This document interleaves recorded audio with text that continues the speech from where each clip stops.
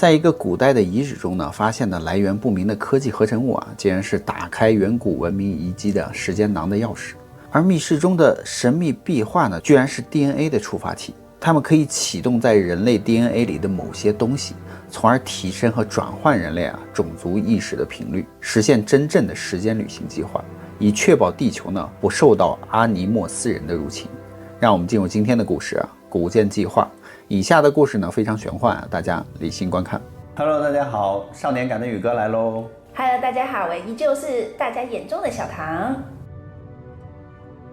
在1997年的12月呢，新闻记者莎拉呢就接到了一位博士的电话。他的开场白是这样说的他说：“我叫聂鲁达博士，我有与人类未来有关的秘密资料，能证明时间旅行技术的存在。”身为专业的新闻工作者呢，他的话引起了莎拉的注意。在与他通话的整个过程里呢，他始终保持着天性中高度警觉的怀疑。但随着访问的深入和做了一些实质的考察和了解呢，莎拉就发现呢，聂鲁达博士所描述的内容可能并不是空穴来风。而聂鲁达博士呢，曾经在 ACIO 美国国家安全局的一个拥有最先进科学技术和最专业的科学家以及外星逆转工程部门，研究美国西墨西哥州北部的一个叫做查科大峡谷的古代遗址里出土的有着象形文字符号的人工制品。在研究中呢，他就发现整个遗址构成了一个时间囊，世界上呢一共有7个这样的奇迹，而他们的建造者呢是来自于180亿年前的银河系，一个有着最古老人类 DNA 模板的中央族类。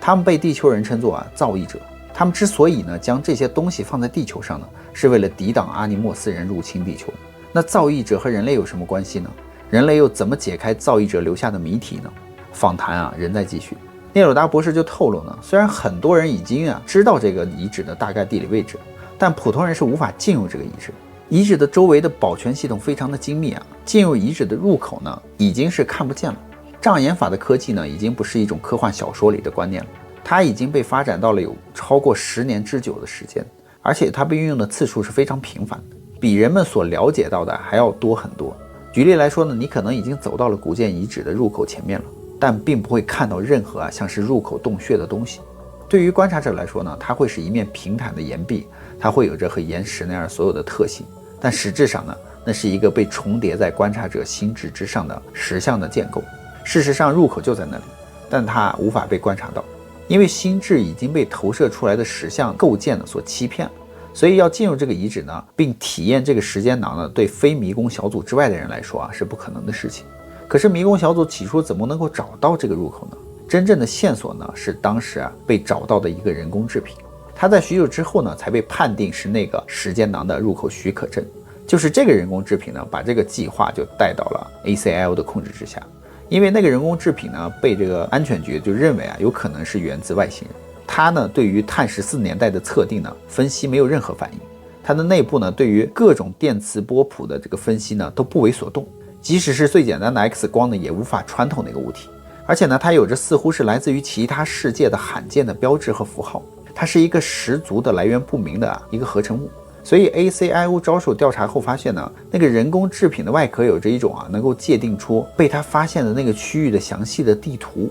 如果把它带到被描绘的那个外壳上的那个区域里的话呢，那个人工制品就会自己启动。而 ACIO 探测小组呢就想出了要怎么利用这个装置来找出隐藏的古建遗址。所以在峡谷的岩壁的那个内部入口呢，走到那个附近的时候，那个装置就自己启动，似乎会传递出属于他要别人前往的那个地方的一个思想或者是心理图像。当进入那片区域呢，缓缓的启动握着那个装置的遥控员呢，立即就开始看到一些影像。然后呢，他就引导小组成员呢，进入了一个隐藏在峡谷岩壁裂缝里20-30公尺深的像是一个洞穴一样的结构里。进入了内部的通道被精巧的藏在一个自然形成的山洞的后面。而那个山洞呢，是被矮树以及树丛呢遮蔽的非常好的，大约有25公尺深。洞穴的尽头呢，有一个伸出的走廊，走廊的后面呢，有另一个内室。地板上有一块巨大平坦的石头呢，就隐藏了进入到那里的入口。起初他们假定这是一个长期荒废的印第安居住之地之类的地方，可是移走石头之后呢，下面就赫然出现了一条地下通道，而通道的形状呢，就很像是字母大写的那个 J， 直径大约呢有1米。聂鲁达博士呢，第一个滑下通道爬行着来到了遗址的入口，用手电四周照着。他们都非常兴奋并且有点领会到这里可能是一个外星人的遗址。而且这里非常寂静，空气是清凉的，没有生命的迹象，看上去呢就像是一个被纯粹的外来生物创造出来的世界。他说，当我们走出这个 J 型通道的时候呢，他们就看到了螺旋梯上有华丽的岩石雕刻，其精密度呢是任何遗址中前所未见的，并且呢整个通道系统比起天然建筑起来的是那么的光滑，几乎没有任何瑕疵，处处都可以见到精巧的这个建筑学痕迹，像是有什么人用非常仔细的设计它似的。令人惊讶的是，地板上什么都没有，甚至连一颗小鹅卵石或者是小沙粒都没有，表面非常的干净平滑，仅仅是有一些灰尘而已。而有某种类似于聚合涂料的东西就应用在了建筑的每平方厘米之上，包括天花板。当他们到达入口处仅30米的第一个室的时候呢，聂鲁达就可以清晰地记起一种敬畏的或者是某种他认为是接近于宗教信仰的感觉。当他们用手电照到第一室的这个壁画后呢，好久都没有人说一句话，每个人的手电呢都聚焦在了墙壁上，难以置信的沉默了大约40秒，凝视着这个墓穴般的建筑。当天呢，他们就一室一室的经过每到达一处呢，就感觉好像进入了外星人的博物馆。那些画呢，有着时代的错层感，既奇异又迷人。内室本身不大，大约直径4米，但天花板呢还算高，大约有6米。但壁画很大，都面对着每一室的入口。如果站在某一室的入口外呢，根本就看不全整幅画，因为它太大，必须得走到里面呢，才能够看到完整的作品。而造诣者呢，已经建立一个属于他们的文化时间囊，它非常的壮丽雄伟。而聂鲁达呢，就希望自己能够带领人们到本来的遗址那里，如此呢，他就可以站在那23个室里亲自的目睹这些壁画。如果能够如此呢，那人们就了解到美术是一种能够把灵魂传递到一个不同次元的入口。那这些画呢，有着某种特殊的能量，只通过拍照呢是无法传递这个能量的，只有亲身站在这个面前呢，才能感受到这个时间囊的意味深长的本质。而聂鲁达博士呢，用一部超级计算机来帮助自己翻译出来遗址的第23室里所发现的那一片光盘的资料。他说那里面就包含了文本、象征符号、数学等式和后来发现是为音乐的一些档案。那些文本呢，在讲述一些哲学的本质，而聂鲁达呢是第一个读到他们语言的人。他们一解开那一片光盘呢，马上就印出了有8045页之多的符号图像。而那些符号图像呢，与包含在他们的美术作品里的那些图案相似，更为多变和复杂。在他读了这文本的第一部分和第1章呢，他很惊讶的就发现在文本里有一些段落呢是在序言里面的，只有他能够读到。而这又更加证实了造诣者要把这些讯息呢带进公共领域的方面。而他读到的那些内容呢，在他读过之后呢，居然就消失了。所以只有第一个接触到的人呢，才可以看到这些讯息。这些段落的精髓呢，就是确认了 ACIO 已经知道的事情了，那就是阿尼莫斯族呢会派出探子进入地球，而那是被一种警告的形式所写成的。他陈述说呢，造诣者已经在地球上设置了一种防御性的设备，这种防御性的设备呢，能够使得阿尼莫斯的探子呢看不见这个行星，有一些更高的频率会从中央宇宙散发出来，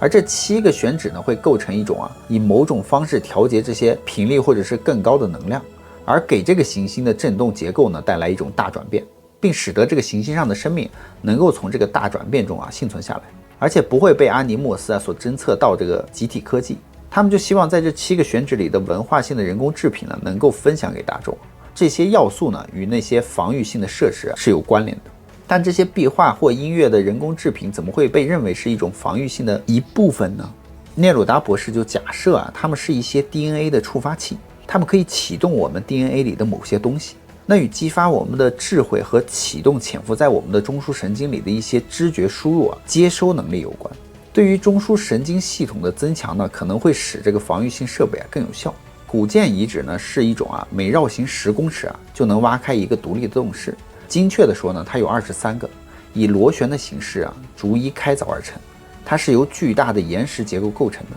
要建造这整个结构呢，需要用到一种惊人的科技。而迷宫小组呢，已经准确地测定出这些室里的壁画被创造出来的年代了，它们就是在第9世纪被创造出来的。而研究人员呢，就确信这种科技在那个时候是根本不存在的。举例来说呢，虽然那些画是在1100年前被创造出来的，但那些人工制品却无法被我们的碳14年代所测定，或者是生化分析所有反应。更复杂的是，在古建遗址里和周围的墙壁上的那些象形文字被测定是在这过去50年才画上去的。而且非常有可能是在这个遗址被发现的同一年或者是同一个月里面才被完成的。所以这些实质的物体无可否认的就是一个谜啊。但真正的问题是造诣者的身份和目的是不是如一开始所说的那样？接下来呢，博士就开始详细的讲述他在这个时间囊中的发现了。首先是那些壁画被视为是一个整体的一系列的23幅画，似乎在邀请着观察者们的意识一步一步的进入造诣者的世界，就好像他们是一些入口一样。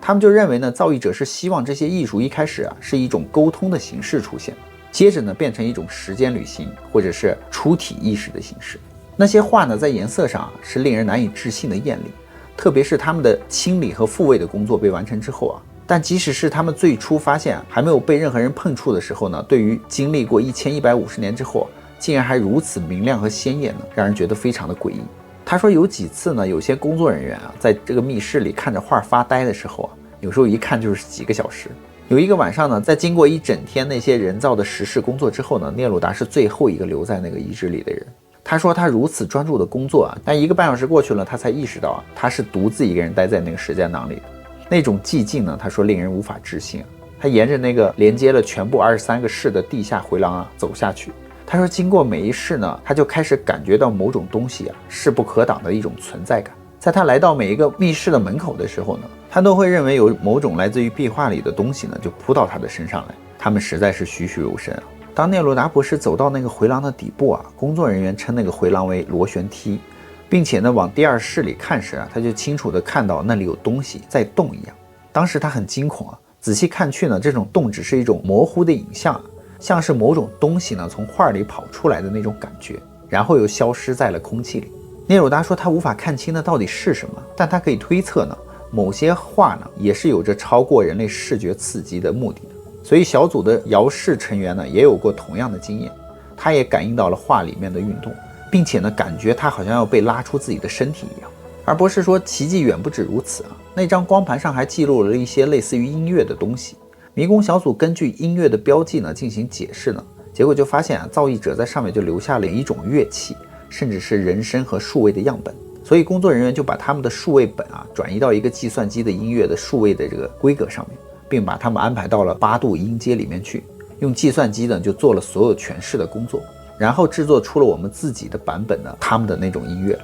在聂鲁达离开迷宫的这个小组的时候呢 ，ACIO 已经成功的解释出了23首曲子里面的10首。奇怪的是，为什么这个时间囊会带有一套音乐结构的组件元件呢，而不是直接呢有些音乐的录音呢？在古建计划里的每一件事情都让人觉得奇怪。但接着呢，迷宫小组继续假设造诣种有没有一种可能呢，是把音乐带进我们的世界的方法，因为我们缺乏可以用来听他们音乐的科技所以他们把音乐拆散了，来变成一套建构的组装元件。这套元件呢，让我们可以把音乐重建起来，以便呢让这种音乐呢用我们的科技来听。也许这是最合理的一种推论。而迷宫小组中呢，有几个人曾经有机会他们用音乐呢以一种完全结构的表现方式来体验了第1室、第2室。他们说那是一种非常有利的体验以384的听着那些音乐，并站在室里看原版的壁画呢，会有一种非常强烈的进入越过这些绘画的移动感。而音乐和绘画呢，只是那些艺术形式的2种。博士说还有一种呢叫诗，也是这些经验的一部分。而那些诗呢，是一些对广泛主题的表达，但也没有显得特别突出，可能是代表着一个比我们自己的文化还要古老的几十亿年的一种文化。博士说里面有许多关于灵性、爱、关系以及死亡的主题，在他们的诗里也是存在的。另外呢，他们的语言和文法、语法和我们是非常不同的，因为他们的语言没有句点，没有结束点，没有任何的符号标示段落，因此是非常难以懂和难以理解的。除此之外呢，那些光盘呢是找到的23件人工制品里唯一一件 ACIO 已经成功的取出资料的。